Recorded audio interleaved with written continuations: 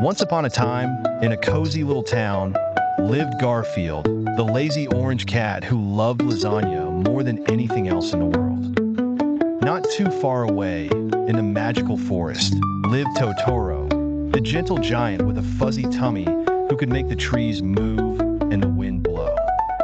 One sunny day, while Garfield was lounging on his favorite couch dreaming about lasagna, a gust of wind blew through the window, carrying a tiny blue hat.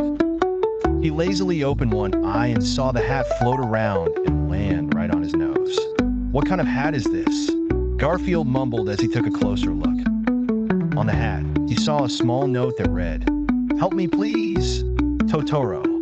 Intrigued and slightly annoyed at having his nap interrupted, Garfield reluctantly decided to investigate. He stretched, yawned, and with a heavy sigh, stepped out of his house.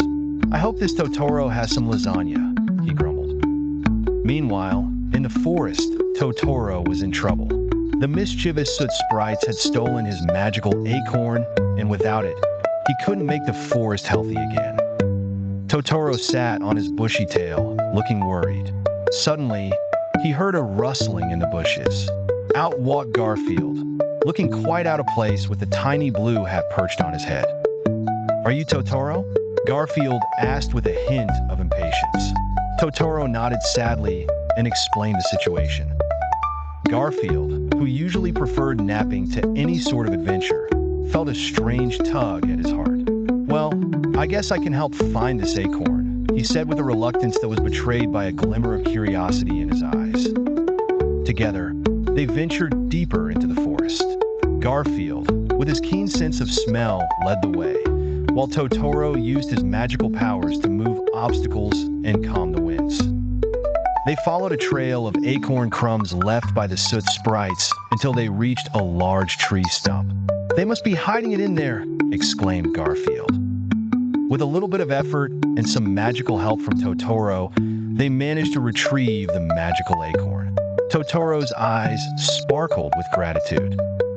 With the acorn back in his hands, he performed a little spell, and immediately, the forest started to bloom with colors.